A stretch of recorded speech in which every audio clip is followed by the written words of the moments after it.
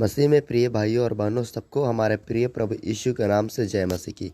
तो आज आपके बीच में हम इस वीडियो के माध्यम से एक बहुत ही अहम और महत्वपूर्ण संदेश मात्र 5 और 7-8 मिनट में ही पहुंचाना चाहते हैं, जिसके कानों कृपया ध्यान करके सुन लें। परमेश्वर का वचन क्या कहता है।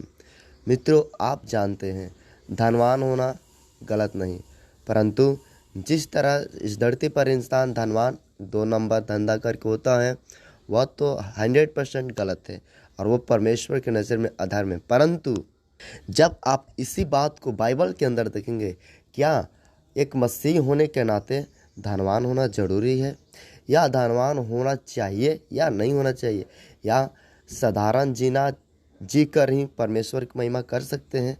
तो आइए, जैसा कि आप जानते हैं, एक व्यक्ति प्रभु यीशु के पास आता है और वह कहता है, प्रभु मुझे अनंत जीवन चाहिए। प्रभु यीशु ने कहा, ठीक है, मैं तुझे अनंत जीवन दूंगा, परंतु तुम्हारे पास जो धन है वो सारे धन को उड़ा दो, कंगालों में बांट दो, फिर मेरे पीछे आओ।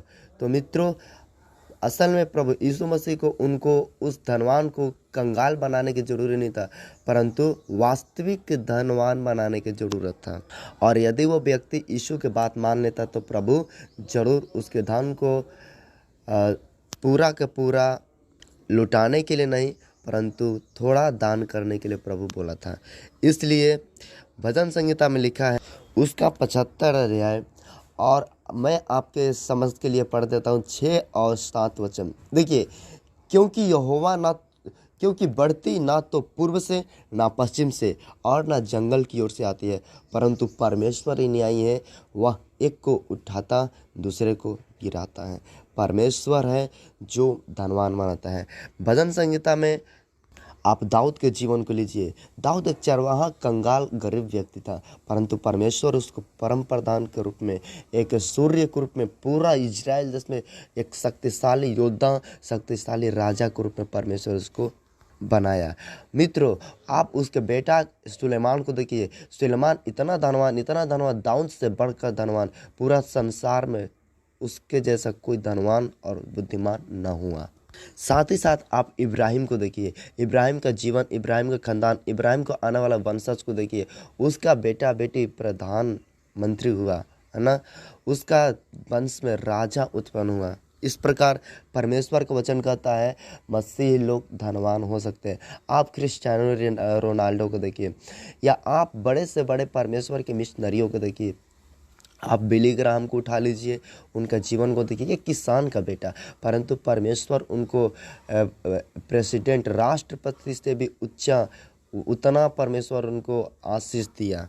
आप यहाँ पर मुर्दके के जीवन में देखिए, उसका भतीजी जो है एस्तर एक अनाथ लड़की होने के बाद परमेश्वर उसको रानी, महारानी बनाया। पहला शामुएल उसका 2 अध्याय और 7 वचन पढ़िए। क्या लिखा है? यहोवा निर्धन करता है, आमीन, और वह धनी भी बनाता है। वह नीचा और ऊंचा भी करता है। वह कंगाल को धूलि में से उठाता है और दरिद्र इंसान को घूरे पूरा कचरा से निकालकर पूरा उसको अधिपतियों के संग बैठाता है और महिमायुक्त सिंहासन का अधिकारी बनाता है। ये है परमेश्वर का काम। जो परमेश्वर पर विश्वास करने वाले व्यक्ति महाराजा बनते हैं। परमेश्वर पर विश्वास करने वाले व्यक्ति साइंटिस्ट बनते हैं। परमेश्वर पर विश्वास करने वाले व्यक्ति धनी और अमीर बनते हैं। परंतु परमेश्वर है जो एक को बढ़ाता, दूसरे को घटाता है। धनवान बनना गलत नहीं है, परंतु प्रभु यीशु ने कहा, पहले तुम परमेश्वर के धर्म और राज्य की खोज करो, तो ये वस्तु तुम्हें मिलेगी, तुम धनवान बन सकते हो। मतलब जिसके पास धन रहता है उसको प्रभु से कोई मतलब नहीं रहता है, प्रभु से उसका रिस्पेक्ट नहीं रहता, प्रभु से उसका सही का रिश्ता नहीं रहता है, उसका जीवन, प्रार्थना जीवन खराब हो जाता है। इसलिए परमेश्वर लोगों को धनवान नहीं बनाते। परंतु अब साउथ इंडिया में जाइए, अमेरिका में जाइए, केरल में जाइए, उधर के लोग धनवान क्यों हैं और बिहार के मसीही लोग गरीब क्यों होते हैं? क्योंकि यहाँ के लोग घमंडी हो जाते हैं। थोड़ा सा धन आएगा, प्रार्थना में नहीं जाएंगे। थोड़ा सा काम क्या मिल जाएगा, अरे चर्च नहीं जा पाएंगे। थोड़ा सा मतलब कि कुछ बिजनेस में आगे बढ़ेगा तो अरे प्रभु के लिए समय नहीं दे पाता है, वचन तक नहीं पढ़ता, पास्टर से बात तक नहीं कर पाता। लेकिन साउथ और केरल के लोग दिन चर्च जाना है, कुछ भी हो जाए प्रभु के दास से प्रचार सुनना है, कुछ भी हो जाए उसके लिए दशमांश और दान निकाल। यही है जो परमेश्वर कहता है कि मैं ही हूँ, एक दूसरे को हृदय को देखकर ऊंचा करता हूँ। मित्रों, इस तरह से कई बड़े बड़े मिसाल उदाहरण मैं दे सकता हूँ, परंतु इतना समझाने के लिए मैं काफ़ी समझता हूँ। परमेश्वर का वचन के हिसाब से आप अमीर बन सकते हैं, परंतु आप याद रखें, अमीर बनने के बाद काफ़ी लोग गिर जाते हैं पाप में, अधर्म में, अन्याय में, दुष्टता में। वो समझ नहीं पाते हैं कि मैं क्या कर पा रहा हूँ, और प्रभु से सही रिश्ता नहीं रख पाते। इसलिए परमेश्वर लोगों को करीब रखता है। यदि आपको सच में अमीर बनना है तो इन सारे वचनों को फॉलो कीजिए।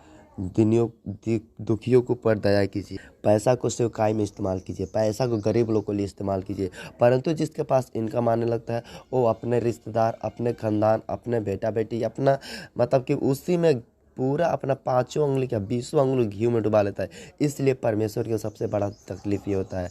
मैं इसको आशीर्वाद दिया, और ये केवल स्वार्थी अपने लिए बिल्डिंग, अपने लिए बिजनेस, अपने लिए बैंक बैलेंस सब कुछ फाइनल कर रहा है। परंतु जो व्यक्ति अपने लिए छोड़कर दूसरे के लिए देता, परमेश्वर उसके हर साल डबल ब्लेसिंग करता है।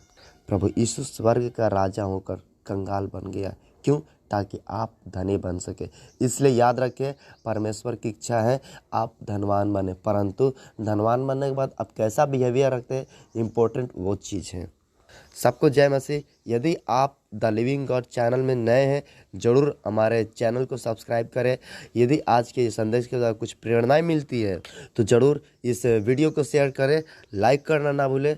तब तक के लिए जय मसीह। प्रभु आपको बुद्धि और ज्ञान दे, सही डिसीजन लेने में मदद और सहायता करें।